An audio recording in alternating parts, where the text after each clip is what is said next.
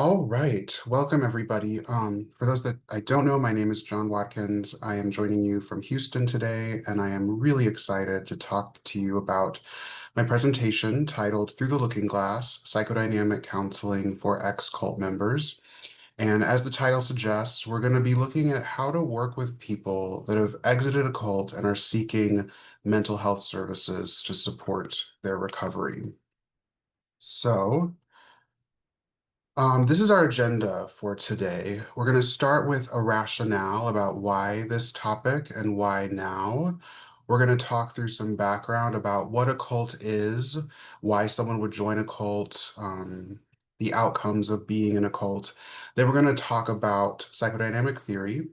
And then the main part of the presentation is going to be applying psychodynamic theory to this population. And then we'll close out with some clinical implications. But I'd like to start by doing a little bit of free association together. I have this Mentimeter that's going to help us make a word cloud. And I want us to take a minute and just think about what comes to mind when you hear the word cult. And I have a QR code in the bottom left, or you can go to menti.com and use the code at the top, and it'll give you the option to enter up to 3 words totally anonymously. So take a minute and think about it. And as you're ready, feel free to submit some words and let's see what comes up for the group.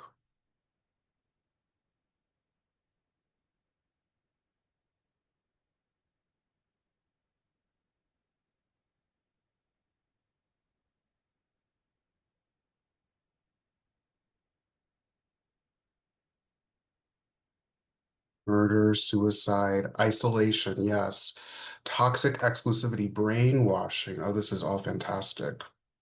Coercion, followers, dangerous, hyper-controlling leaders, extremist religion. Absolutely. Yes, y'all are definitely on the right track. What I'm hoping to do today is take everything you've just brought here and expand it even further and expand our understanding of what a cult is and why someone would join it. So thank you for participating in that. Let me go back here.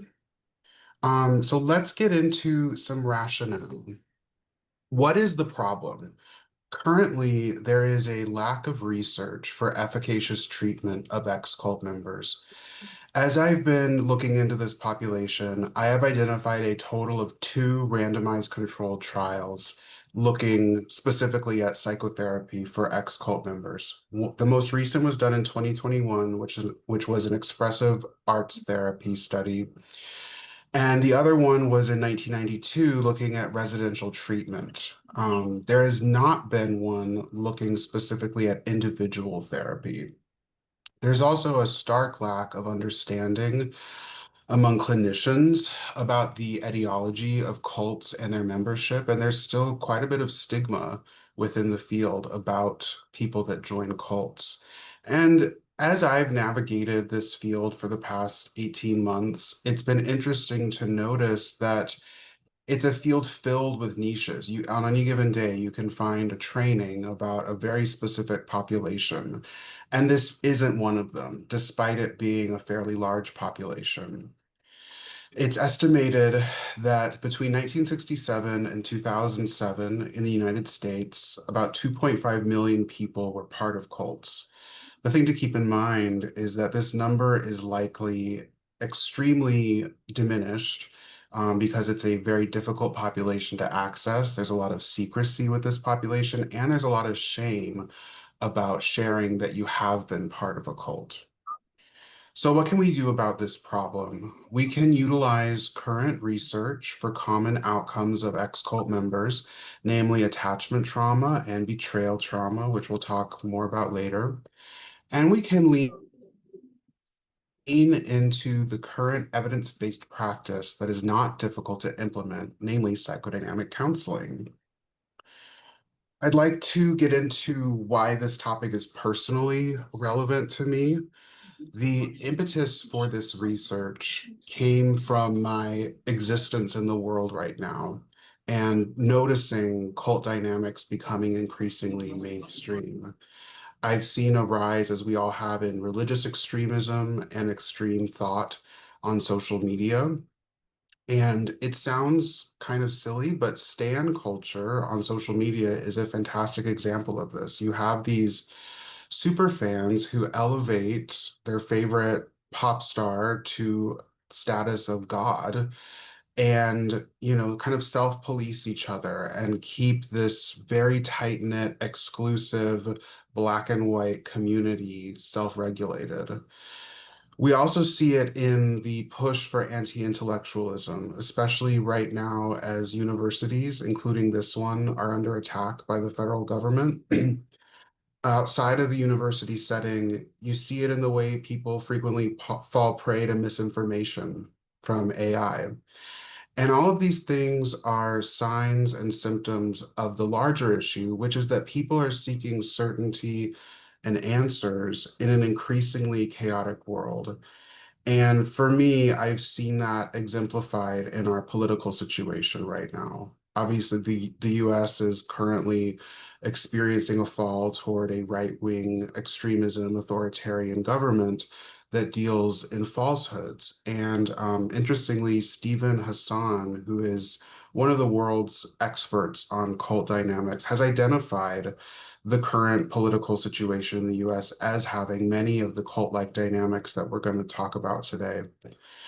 But as I talked about earlier, the field is not talking about this population, and the field is not prepared for the people that are coming out of these environments. There are a lot of nuances to the dynamics of cults that need to be attended to, and we're going to talk about that in just a moment. So let's get into some background about what a cult is, or a high demand group. So there are quite a few famous examples of cults that a lot of people know about. Perhaps the most famous is the People's Temple, or Jonestown, which ended in the mass suicide in which people drank the cyanide-laced Kool-Aid. There's also examples such as Heaven's Gate, Nexium, recently QAnon, which is a hotly debated topic of whether or not that actually is a cult. And why would it be hard to call something a cult? There is a large legal implication. When you're calling something a cult, the person you're referring to could claim defamation, they could claim slander, and they are very difficult to define, especially in light of people joining quote unquote willingly, which we'll talk about in a moment. But cult dynamics are everywhere. You see them in most famously religious settings, but they show up politically. They show up in commercial enterprise, and they even show up in family dynamics. There are many definitions to a cult. The one that I found that I think is most helpful was written by Stein in 2021, and she called it a rigidly bound, dense, hierarchical, and isolating system that is controlled by a charismatic authoritarian leader and represented by a total exclusive ideology. There's a lot to unpack in that sentence, so let's start with the rigid structure. The rigid structure of a cult can be thought of as a two-lane highway that transmits information and resources from leader to members and from members up to leaders. These resources can be in the form of finances, labor, sex, recruitment for other cult members, but the defining feature of this two-way highway is that there is no questioning it. It is a totally black and white system, and that is a hallmark of the cult dynamic. The authoritarian leader is often extremely charismatic. There's someone that when you first meet them, you're probably going to like. And for the potential member, they're going to offer something that only a parent, God, or other all-knowing being could. And what they're doing is they're preying on the member's need for attachment and then exploiting it via the trauma that's inherent to the dynamic. That could be in the form of emotional trauma, physical trauma, sexual trauma, and very commonly financial trauma. And so people are interacting with this authoritarian leader, and they have, like I said, a lot of love for this person that is giving them a lot of their attachment needs, a lot of security, a lot of answers. And then they're also fearing the member or fearing the leader for the exploitation that's involved, and perhaps fearing the leader for the potential to take the attachment away. So, as people are oscillating between these love and fear states, they're put into a near constant state of arousal, which is kind of what Sydney was talking about earlier. And this leads to this phenomenon of brainwashing, which is an extraordinarily real thing. And what brainwashing really is an exploitation of the autonomic nervous system. As people are, on the one hand, given so much love and then exploited, they're put into this near constant state of arousal, and they will do almost anything to regain balance, gain proximity to the leader or the group, and to feel a sense of security, including believing things that aren't true. And that leads to what we call cognitive collapse, where they accept the falsehoods that the leader proposes, or they even create new falsehoods to promote the leader, or perpetuate falsehoods to promote the leader and regain security. So, what is the problem with cults? Because there is an argument to be made that people join cults willingly unless someone is trafficked into a cult. Someone is joining and they're doing what they want to do. The problem with cults exists on two levels. There's a personal level and a public level. On the personal level, there are mental health implications, including dissociation, depression, anxiety, PTSD, and we'll talk more specifically about that in a minute. There's impaired relationships, and there's frequently economic hardship. When someone joins a cult, they are frequently joining at the exclusion of participating in the wider economy. So they're not refining their skills, they're not growing their own wealth. And frequently, when they exit the cult, they will have been stripped of a lot of their financial means and are left kind of starting over. On a public level, there is a public health implication for a large population coming out of a cult with a lot of mental health needs and not a lot of resources to um, receive them. And so this places an extra burden on social services that, as a society, absolutely we should pay for, but it's just something to consider on a public level. So why does someone join a cult? There is a very common misconception that people that join cults must have acute mental illness pre-existing. And as of right now, there is zero evidence that that is the case. What there is evidence of is that people are seeking secure attachment.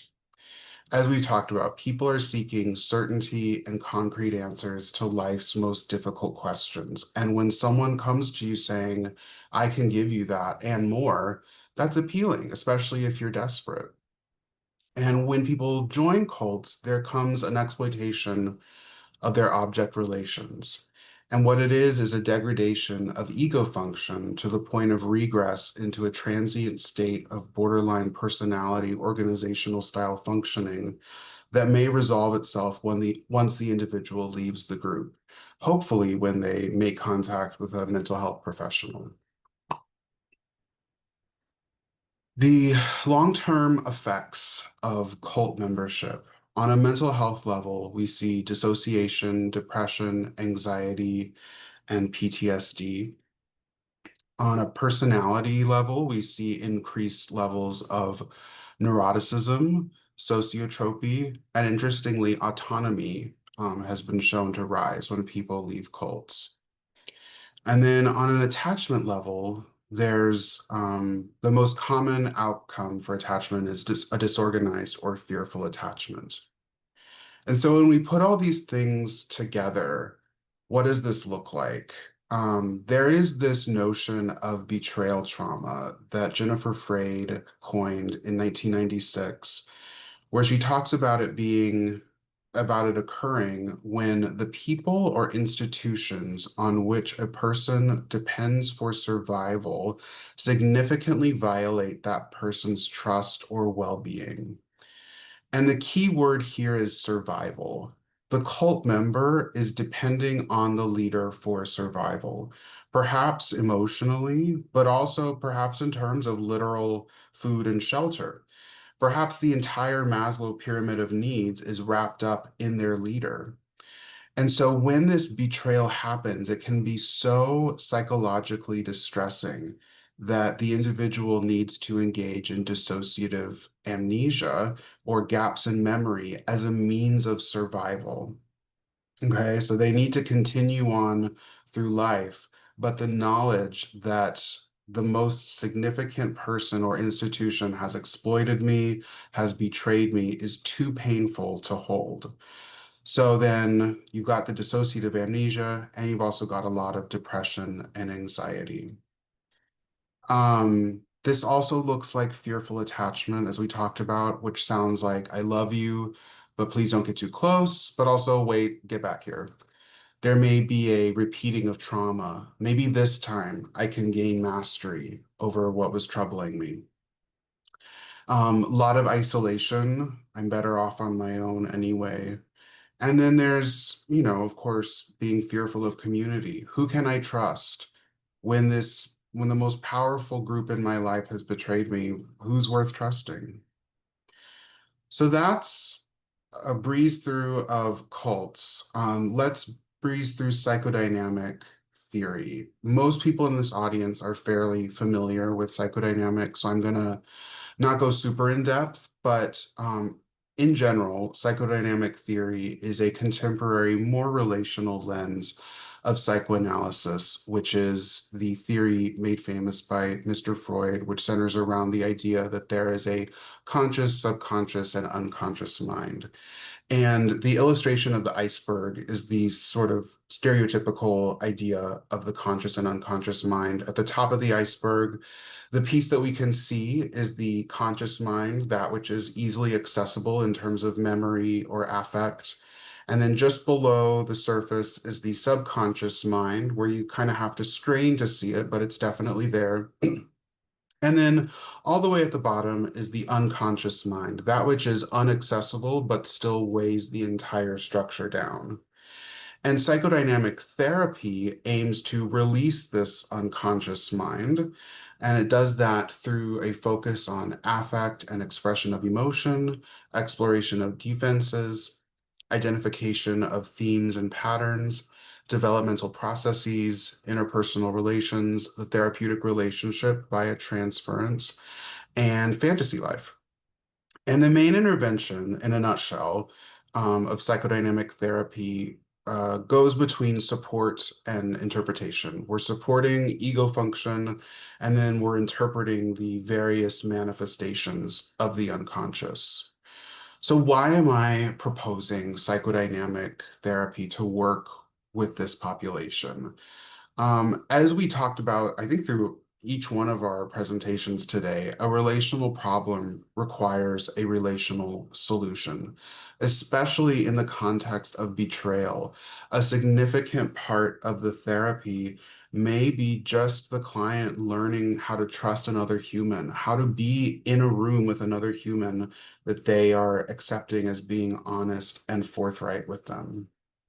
Psychodynamic also is quite an evidence-based treatment. There is a lot of bias in the field, as a lot of you know, about it not being evidence-based, and there are dozens of randomized controlled trials that speak to the contrary.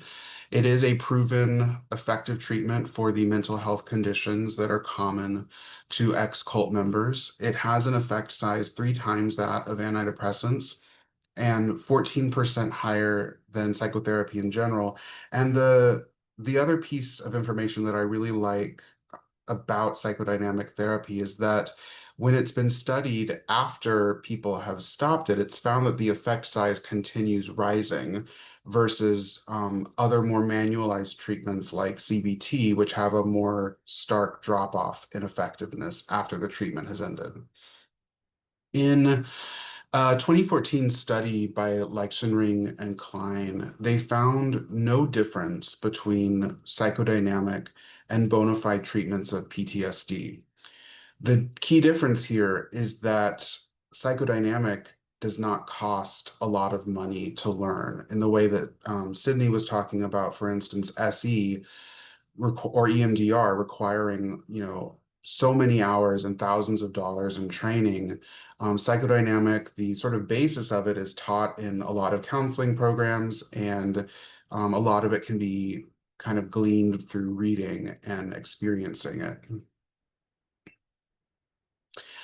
Okay, let's get into the real meat of the situation. We're going to talk about applying this theory to our ex-cult members. So this is an overview of the application. We're going to start by talking through Judith Herman's triphasic model of trauma, and we're going to translate that into psychodynamic treatment for ex-cult members. And that's going to start with containment, working through identity reconstruction, and then we'll look at some future directions for the industry.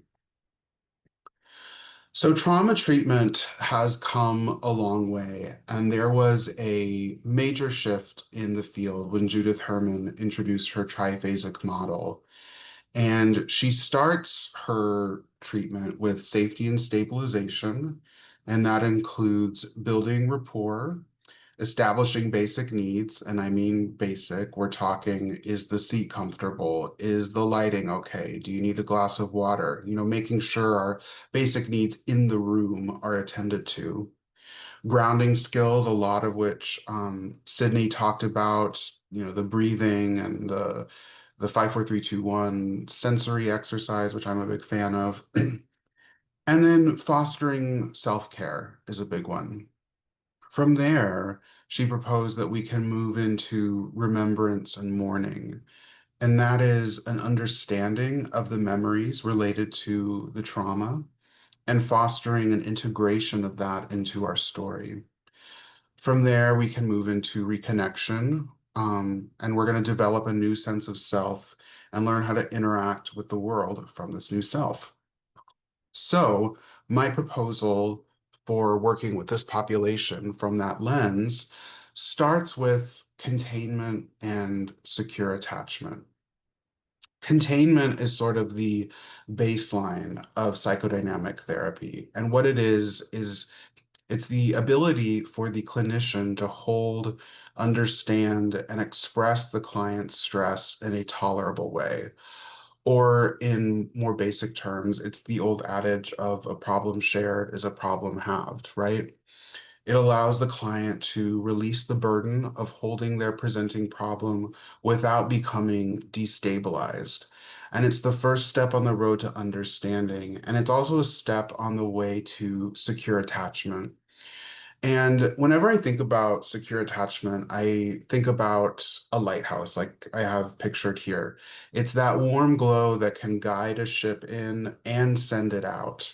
And John Bowlby, in his famous research, called it the safe haven and secure base for people to be able to go out into the world, come back to their attachment figure, process, and go back out.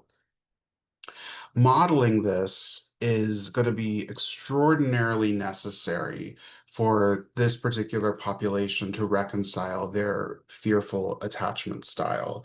So there's two types of ex-cult members. We have first generation and second generation. For a first generation cult member, that's someone that has joined a cult later in life. They may be traumatized beyond believing that secure attachment exists anymore. For a second generation cult member, that's someone that was born into a cult.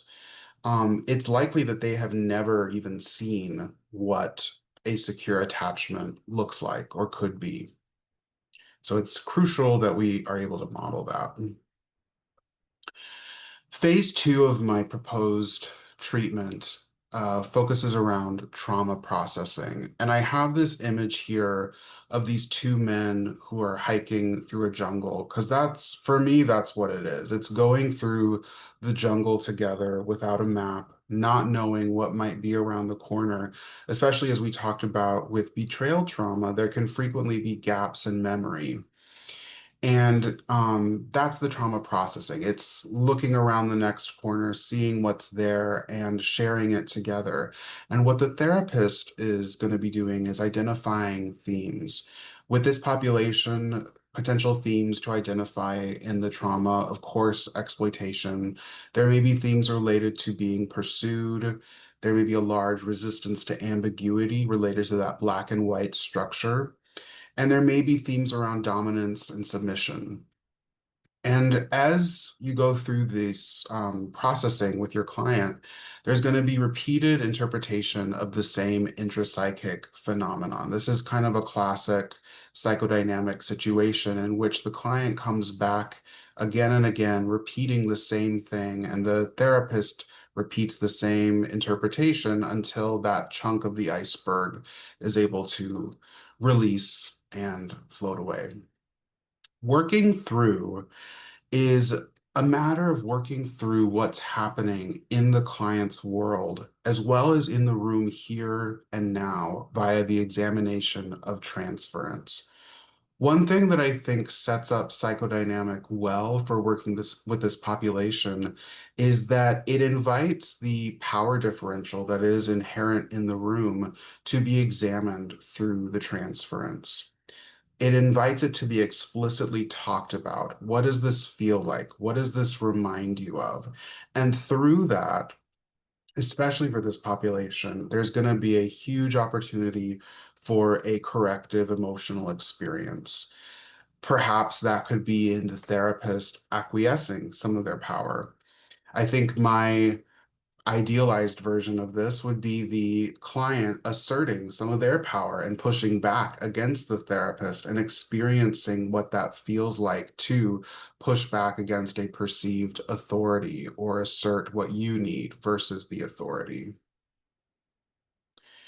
Phase three is identity reconstruction and reintegration.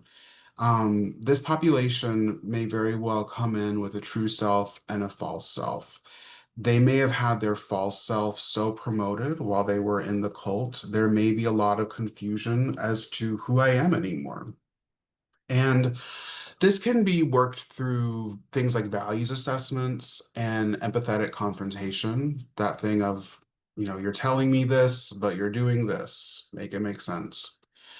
Um, and then as we, discover what is the true self, what is the false self, reintegrating that into the world via reality testing and using the therapy room to do that, using the relationship, using the room as a microcosm and a sandbox before taking it out into the real world. And this whole phase I kind of think of as this pot that I have here. This is an art form called kintsugi that is done in Japan, where these broken pots are put back together using gold, and they actually end up being stronger than they were before. And not that our clients are broken pots or that they're broken in any way, but there may be these unintegrated parts of them that we need to weave together. And when we do that, we become stronger. In terms of future directions for the field, obviously there needs to be a lot of continued research. We need more randomized controlled trials related to the treatment of ex-cult members, and we need further research into the mechanism of cult dynamics, especially as they relate to object relations. All the research I've done points to attachment really being the central theme among cult dynamics. In terms of the clinical needs, we need more awareness, we need more readiness, we need more training opportunities. And my hope is that in the future, there can be more interdisciplinary scholarship and practice. As counselors, we are sort of the front lines of mental health. And I think our friends in psychology and our friends in psychiatry probably have a lot to teach us about these deeper psychological mechanisms and this population in particular. And so my hope is that in the future, there can be more conversation, more collaboration. Some clinical considerations to keep in mind with this proposal is practicality. On one hand, it's very practical for this population. Michael Langone, who's a prominent cult researcher, he proposed that treatment for ex-cult members needs to be long-term, upwards of 2+ years. And psychodynamic is certainly well suited for that. The downside of that is the associated cost. Doing therapy once a week for 2+ years is really expensive. And like I said, for someone that has been financially exploited, it may not be possible. So that's a consideration. There also needs to be a willingness of clinicians to engage in outside learning. Like I said, there's not a lot of centralized training apparatus for dealing with this population. And so a lot of the training, at least right now, is going to need to be self-directed. And that takes a lot of labor on the part of the therapist. Some ethical considerations to keep in mind from our ACA Code of Ethics is there's a few here. Number one, respect for belief systems. Just because someone has left a cult, perhaps a religious cult, does not mean necessarily that they have totally rid themselves of their beliefs. We need to be prepared for people to have a multifaceted view of their experience. There may be parts of it that they appreciate. There may be beliefs that serve them. And then there may be a lot of betrayal on the exploitation part. Of course, we need to be aware of our competence and be prepared for referral. And we need to really lean into informed consent and autonomy with this population. As we've been talking about, the exploitation, the lack of transparency, the black and white nature of everything that they've been involved with, doesn't really lend itself to informed consent. And so just being transparent, forthright, honest about the treatment, what we're doing, why I'm qualified, just that in and of itself could be a corrective emotional experience, as well as promoting autonomy and letting them lead the way. Some multicultural considerations for this population. We need to be aware of cultural relativism and cult dynamics. There's a lot of, different cultural expectations around power around the world. And, one person's cult dynamic is another person's, normal form of government. And so not necessarily that one is right and one is wrong, but just being aware of it can be really helpful. Also, of course, want to be aware of our own bias and stigma and address that in supervision. And then I think this one is perhaps most important is to be aware of intersectionality. Throughout this presentation, I have painted this population with a very wide brush. And there's going to be a lot of nuance within it. The Black queer woman is not going to have the same experience as the straight white male that come out of the same cult. Just like with everything, there are compounding factors related to marginalization that will occur when people are coming out of a cult. And so just being aware of that is going to be key for working with this population. So that is my presentation. Here are my references, and I will stop sharing.